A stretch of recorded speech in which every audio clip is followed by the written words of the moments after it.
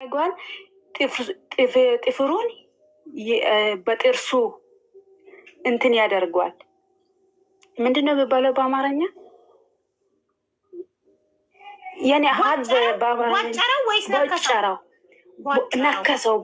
የመጨረሻ ጣቱ በጥርሱ እንትን ሲያደርገው፣ ይሄኛው ደግሞ ሰበብ ፈልጎ ምን ያደርገዋል? ሐኪም ቤት ሄዶ አሳሽ እንትን አደረገው። ነካሽ ማን ነው? ነካሹ እኔ ማልወደው ልጅ እኔ የሚወደው ደግሞ እሱ ሰው በያዘበት እንትን ጣቱን ነከሰው። በእንትኑ ያንቺ ፍቅረኛ የምትወጁ ተነከሰ። አዎ ተነከሰ። ኖ በኋላ በሳ ሰበብ ደግሞ እኔን እንደዚህ ነክሶ የት ሄዳል ብሎ በሳምንቱ ተደብቆ ደግሞ እንዳለ እንትን ጭንቅላቱ 2 ቦታ ከፈለለት ወሰንዛ በሱ ጀግና 1 ቀን ውስጥ 3 ጊዜ ነው የተመላለሰው። ሐኪም ቤት ደም አልቆም ብሎ ማለት ነው። ከዛ በዛ ሰበብ ቤተሰባዊ ሰው ደግሞ ሁሉ ምን ማለት ጀመረ? እሺ ሰው ምን ማለት አይ በሷ ሰበብ ነው። የልጁ ቤተሰብ ደግሞ ልጅ እንደዚህ በልጅህ ሰበብ እንደዚህ ሆኗል ልጃችን ምናምን ብሎ ሰው ሁሉ በቃ በእኔ ላይ ጣቱን ሲጠቆምብኝ፣ ፋዘር ደግሞ መታኝ በጣም። ከዛሬ ጀምሮ ከቤት አትወጪም፣ ከጓደኞችሽ ጋር አትገናኝም፣ ትምህርት ቤት የሚባል ነገር የለም፣ አትሄጂም ብሎ ፋዘር እንደዚህ ያለኝ ማለት ነው።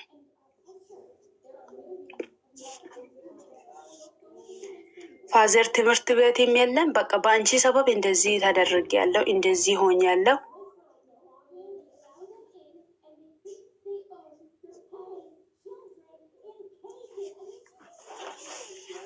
እሺ ማሪ እየሰማሁሽ ነው። እሺ አዎ። ከዛ በኋላ በቃ ሰው ሁሉ ሰማ እንደዚህ ያለኝ፣ እንደዚህ ብሎ ፋዘርም ሲመታኝ በቃ ታውኩኝ። ጌታ በጣም ከባድ ነው ቢታይ ማለት ነው። ከዛ በኋላ እኔ ደግሞ በቃ ፋዘር 1 ቀን ስልኬንም ወስዶ ሁሉ ነገር እንትን አድርጎ ምንድነው ከዚህ ልጅ ጋር ያለሽን ግንኙነት ንገሪኝ፣ ካልሆነ ትምህርት ቤትን የማትሄጂም የትም በቃ ከቤት አትወጪም፣ ቤት ነው የሚቆለፍብሽ ስለ እኔ አላውቀውም ልጁን አልኩት። አሁን ፍቅረኛ ማለት ነው።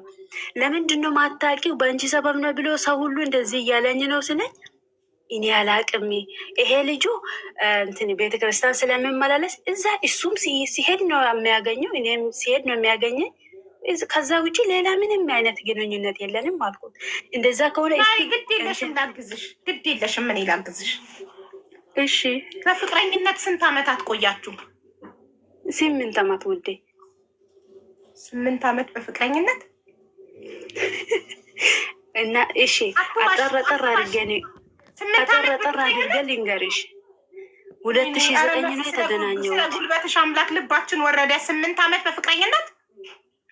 አዎ። ከዛ ተለያያችሁ?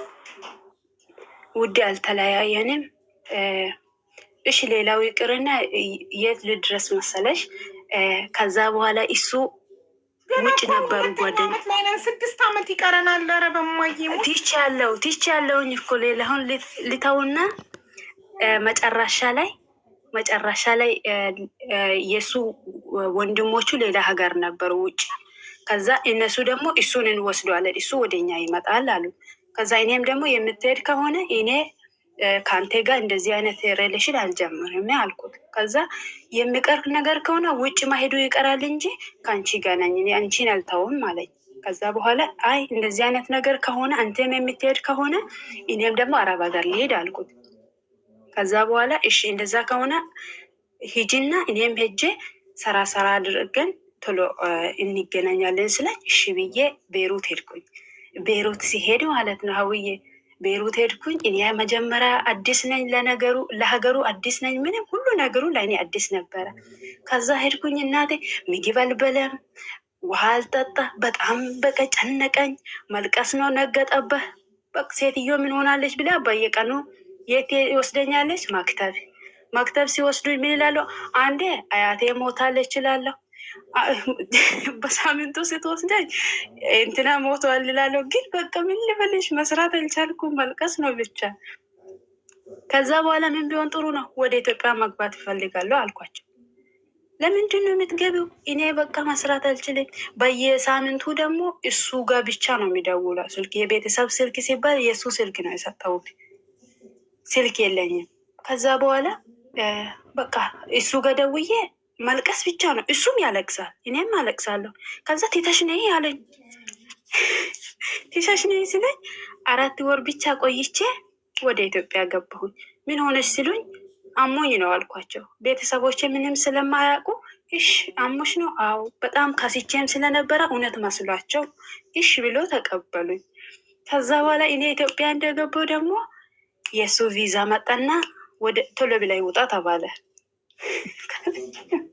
ከዛ እንደዚህ ሲባል እሱ ወጣ። በቃ ጥር ላይ ማለት እኔ ሂዳር ላይ ገብቼ ኢትዮጵያ ታሉ በፍቅር ታሞሉት እንደ መሲ ከአረብ ሀገር በ4 ወር የሚመለሱ ቤተሰብ ከብት ሽጦ መሬት ሽጦ ይልኳቸው። ግን በፍቅር ታመው የፍቅረኛ ናፍቆት ለቤተሰብ ታመናል ብለው ወደ ሀገር የሚመለሱ ስንት የፍቅር ታማሚዎች አሉ፣ ምስኪኖች። እና መስዬም ከዛ ውስጥ አንዷ ናት። በፍቅር ታማ ከቤሩት በ4 ወሯ የተመለሰች ጀግና። እሺ እንቀጥላለን። ውድ 4 ወርሽ ወደ ፍቅረኛሽ ተመለሽ? አዎ። ከዛ ከእሱ ጋር እኮ አልኖርም እናቴ። የቤተሰብ ፍቃድ ራሱ የለም እውነት ለመናገር ማለት ነው። ግን እኔ በጣም ወዷለሁ። ከዛ በኋላ እሱ ኢትዮጵያ እዛ ውጭ ሲሄድ ከቤተሰብ ጋር ተገናኘ ምናምን፣ የቤተሰቡ ትውውቅ ተደረገ። ከዛም እሱ ሄደ። እሱ ሲሄድ ደግሞ እሱ ከሄደ በኋላ እኔ ሄዳለሁ ብዬ ደግሞ ቤተሰቤን አስቸገርኩኝ በጣም። እኔም እወጣለሁ። የት? ዱባይ መሄድ ነው የሚፈልገው። ለምን ቲተሽው መተሻል? አንቺ አሞሽ መተሽ ሁለተኛ ድጋሚ ደግሞ ብትታመምም እንኳን አትመለሽም ወደ ኢትዮጵያ እናውቋለን። ስለዚህ አትሄጂም አሉ። እኔ በግድ ነው የሚሄደው ብዬ ወጣሁኝ። እሱ በወጣ በ15 ቀኑ ኢማራት በህገ ወጥ መንገድ ማለት ነው በበረሃ። ከዛም መጣሁኝ። መሀል ብዙ የተውኳቸው ነገሮች አሉ። ከዛ መጥቼ እስካሁን ስደት ላይ ነኝ ማሬ። ከዛ አሁን እዚህ ከመጣሁኝ 6 ዓመት ሆኖኛል። እሱም እዛ ካሄደ 6 ዓመት። ተመስገን አለቀ። የት ሀገር ነሽ? 6 ዓመት ዱባይ ነኝ ማሬ። አሁን አንቺ ዱባይ 6 ዓመትሽ ነው። እሱ ደግሞ የት ሀገር ሄደ? ሳውዝ አፍሪካ። ሳውዝ አፍሪካ ወንድሞቹ ያሉበት። ስንት ዓመት ሆነው እሱ ሳውዝ አፍሪካ ከሄደ? እናቴ ሁለታችንም የ15 ቀን ልዩነት ነው የሄድነው። ስለዚህ እሱ 6 ዓመት ሳውዝ አፍሪካ፣ አንቺ 6 ዓመት ዱባይ። በስልክ እስካሁን እያወራችሁ ነው? አልተለያያችሁ? አዎ። በባህር ያልኳቸው ሰዎች ይቅርታ ማሬ፣ በባህር እንትን አይደለም። ምንድነው በእግር ነው በሱዳን በኩል ማለት እስከ ሱዳን በባቡር ነው የመጣ ነው። ከሱዳን ነው በረራችን። በኮሜንት ባህር የለም ስላሉኝ ወረዱብሽ። በዱባይ በባህር የመጣም ውሸት ምናምን እያሉ አይደለም። እስከ ሱዳን ይኸውልሽ፣ ከአዲስ አበባ ጎንደር፣ ከጎንደር መተማ፣ ከመተማ ሱዳን፣ እንደዛ እያሉ ነው ተብራሪው ገብቶናል። ዝም በያቸው። ይኸውልሽ አንቺ እንዳንቺ አይነት እንደዚህ ጣፋጭ አንደበት ያለው ሰው ንጹህ ሰው አይዋሽም። ዝም በያቸው። ካመኑ ይመኑ፣ ካላመኑ የራሳቸው ጉዳይ። እሺ እሺ። አዎ። ስለዚህ አሁን ቆይ 6 ዓመት ሙሉ በስልክ እያወራችሁ ነው? 6 ዓመት ሙሉ በስልክ እያወራ ነው። ግን መጨረሻ ላይ መታከም ነው የምፈልገው። ምን መሰለሽ መጠየቅሽን ብቻ የምትመልሺው። 6 ዓመት ሙሉ አሁን በስልክ አብራችሁ ናችሁ? አልተለያየንም ብለሻል። ቅድም ተለያያችሁ ወይ መጨረሻውን አምጪ ስልሽ አልተለያየንም ማለት 6 ዓመት አንቺ በጭራሽ ሳውዝ አፍሪካ፣ 2 ዓመት ኢትዮጵያ ውስጥ።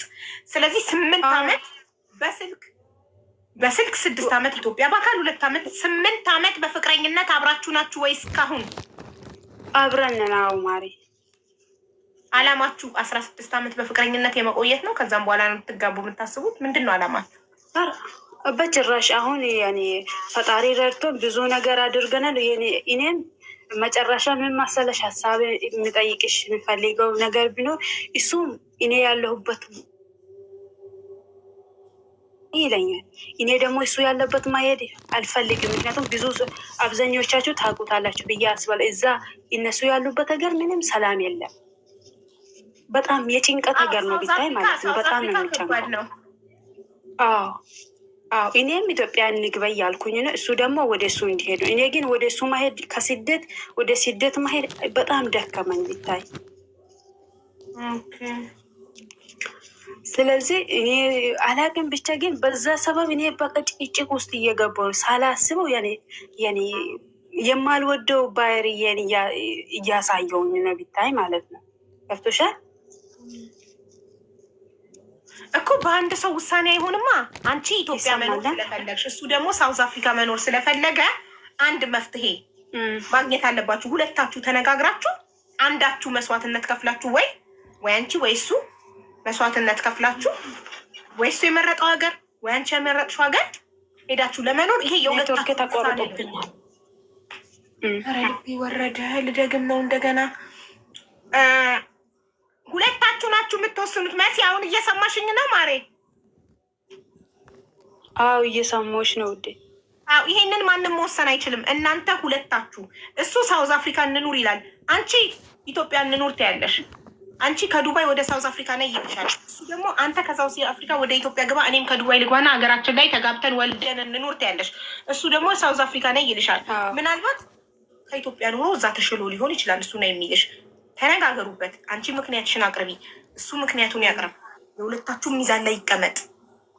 የማን ይበልጣል? ተመካከሩ። ለራሳችሁ ላይ ወደፊት ህይወታችሁ የትኛው ይሻላል? የትኛው ላይ የተሻለ ህይወት ትኖራላችሁ? ምናልባት እሱ ሳውዝ አፍሪካ ውስጥ ሱቅ ሊኖረው ይችላል። ምናልባት ንብረት ለማፍራት፣ ምናልባት ደግሞ አንቺ ኢትዮጵያ ውስጥ የሆነ ነገር ለመክፈት ብላ ኖሮች ሊሆን ይችላል። በደንብ ተነጋግራችሁ ተመካክራችሁ ወስኑ። በደንብ ጊዜ ወስዳችሁ ተነጋገሩበት። ምክንያታዊ ሁኑ። ዝም ብሎ በስሜት አይደለም፣ ምክንያታዊ ሁኑ።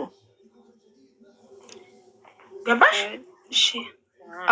ምክንያታዊ ሆናችሁ ምክንያቶችን እኔ ኢትዮጵያ እንኑር እምልበት ምክንያት ይሄ ነው ብለሽ አንቺ ምክንያቱን አቅርቢለት። እንደ ትልቅ ሰው ቁጭ ብላችሁ መነጋገር። እሱ ደግሞ እኔ ሳውዝ አፍሪካ እንኑር እምልበት ምክንያት ይሄ ነው ብላችሁ ተነጋግራችሁ ወስኑ። ግን አንድ ልነግርሽ የምፈልገው ነገር 8 ዓመት ቀላል አይደለም። እሺ 8 ዓመት እባካችሁ ሴቶች 8 ዓመት በፍቅረኝነት፣ ኧረ በእድሜያችሁ አትጫወቱ። አሁን በዚህ ጉዳይ ተከራክራችሁ ከባድ ነው፣ በጣም ከባድ ነው። ከስር የፊውቸሪንግ አትግቢ። ዝም ብለሽ አዳምጪኝ። አንቺ ስታውሪ እኔ የሚወት አድርጌ ጸጥ ብዬ ነው ያዳመጥኩሽ ረጅም ሰዓት። ከእድሜሽ ላይ ኔትወርክ እኮ ነው ማሬ፣ እኔ አይደለሁም። እሺ ሚውት አድርጌ። አሁን አንቺ አያምጣውና ሳትስማሙ ተከራክራችሁ በዚህ ጉዳይ እሱም ሙጭጭ ሳውዝ አፍሪካ ካለ አንቺ ሙጭጭ ኢትዮጵያ ካልሽ ካልተስማማችሁና ከተለያያችሁ ከእድሜሽ ላይ 8 ዓመት አቃጠልሽ ማለት ነው። ለወንድ ልጅ ችግር የለውም። ወንድ ልጅ በ100 ዓመቱም ይወልዳል። እኛ ሴቶች ግን እድሜያችን ሊሚትድ ነው። ስለዚህ እኛ ስለ እድሜያችን ልንንገበገብ ይገባል፣ ስለ ጊዜያችን። እነሱ ምንም የማይመስላቸው በማንኛውም እድሜ ላይ መውለድ ስለሚችሉ ነው። እኛ ግን እድሜያችን ከሄደ መውለድ አንችልም። ስለዚህ ከፍቅረኛ ጋር 8 ዓመት ኢዝ ቱ ማች። ለፍቅረኛነት 2 ዓመት አይበቃም እንዴ? 8 ዓመት ፍቅረኛ፣ ፈጣሪ ወይ ድረስ ቱ ማች። በጣም ረጅም ነው 8 ዓመት በፍቅረኝነት። ቱማች እንዴ!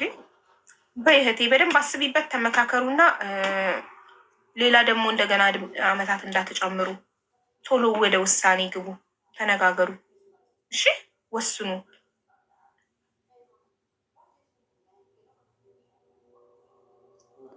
እሺ መስዬ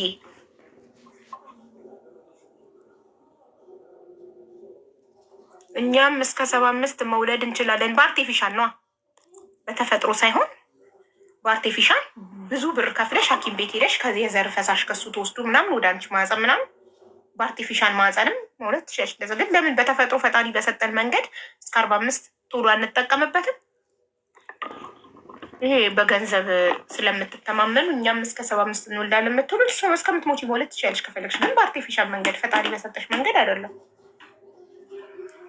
ስለዚህ አስቢና እህቴ፣ የእኛ እድሜ በጣም ውድ ነው። የእኛ እድሜ ዳይመንድ ነው። ፍቅረኛ ጊዜ ሲያቃጥልባችሁ ዝም አትበሉ። ቶሎ ወደ ውሳኔ ወደ ትዳር ትሄዳለህ አትሄድም?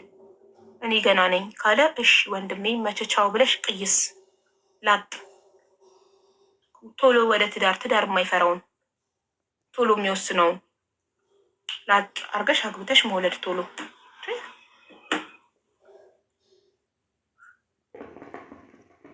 ማን ያሳድገዋል እኮ በ75 ዓመት ወልደሽ ማን ነው የሚያሳድግልሽ? ገንዘብ ስላለሽ ብቻ እኛም እስከ 75 መውለድ እንችላለን አልሽ። እሱ በብር ነው በአርቲፊሻል መንገድ በ75 ዓመትሽ ወልደሽ ልጅሽ ወላጅ አምጣ ሲባል አንቺ 80 ምናምን ዓመትሽ ላይ እንዴት እየተራመድሽ ወላጅ ሆነሽ ትምህርት ቤት ልትሄጂ ነው? ልጅነቱን እንዴት ልትላፊው ነው? ልትጫወቺው ነው? እንዴት የልጅነት ሚሞሪ ልታስቀምጪ ነው ከልጅሽ ጋር? ሁሉ ነገር እኮ በጊዜው ነው ደስ የሚለው። ምንም ነገር የሚጣፍጠው የሚያምረው በጊዜው ሲሆን ነው። በስተርጅና ወገብሽ ቃቃ እያለ ልትሸከሚው ልታዚው ላ ልጅሽን ብድግ አድርገሽ ልታቀፊው እንኳን አትችይም እዛው መሬት እያለ። ስለዚህ ሁሉ ነገር በጊዜው። ፈጣሪ አይሳሳትም። ፈጣሪ በስተርጅና እንዳንወልድ ያደረገበት ምክንያት አለው። እና መስዬ ጨርሰናል ውዴ። ምክሮችሽን ወሰድሽ? እሺ አቡዬ አመሰግናለሁ። ምክሩን በደንብ ሰምተሻል? እሺ አመሰግናለሁ። መጨረሻ አካባቢ አይተሽ እንደሆነ በጣም እንትን ሆኖ አስቸግሮኝ ነበረ። ዋይፋው ዘግቼ ነው የከፈኩ፣ አትታይም ነበረ። ጥያቄ ምክሮቹን ሰምተሻል? አዎ ሰምቻለሁ ማሬ። በተግባራዊው ሲሪየስሊ በጣም ይጠቅምሻል። ምንድን ነው ያልኩሽ? አንደኛ ቁጭ ብላችሁ ተነጋገሩ። እኔ ኢትዮጵያ ገብተን እንኑር የምልበት ምክንያት ይሄ ነው ብለሽ ምክንያታዊ ሁኚ። ዝም ብሎ በስሜት አይደለም። ኢትዮጵያ መኖር ደስ ስለሚለኝ አይደለም። አስበሽ ለምንድን ነው ኢትዮጵያ መኖር የመረጥኩት? ተጋብተን ልጅ ወልደን ኢትዮጵያ እንድንኖር የመረጥኩት እሱ ለምን ሳውዝ አፍሪካ መረጠ? ምክንያቶቹን ያቅርብልሽ። አንቺ ለምን ኢትዮጵያን መረጥሽ? ምክንያቶችሽን አቅርቢለት። እነዛን ምክንያቶች ሚዛን ላይ ያስቀምጧቸው፣ መዝኗቸው። የትኛው ምክንያት ለልጆቻችሁም ለእናንተም የወደፊት ህይወት የተሻለ ይሆናል? የተሻለ ህይወት ትኖሩበታላችሁ። የተሻለ ትበላላችሁ፣ የተሻለ ትለብሳላችሁ፣ የተሻለ ልጆቻችሁን ታስተምራላችሁ። የትኛው ፊውቸር አለው? ያንን ተመካክራችሁ ወስኑና ወደ ትዳር ሂዱ። ከ8 ዓመት በላይ በፍቅረኝነት አታቃጢ። እድሜሽ ውድ ነው። እሺ ማሬ? እሺ ውዴ። እሺ አመሰግናለሁ። አይደልማ። ይቺ ልጅ እኮ ብዙ ጠበቀች። ቆይ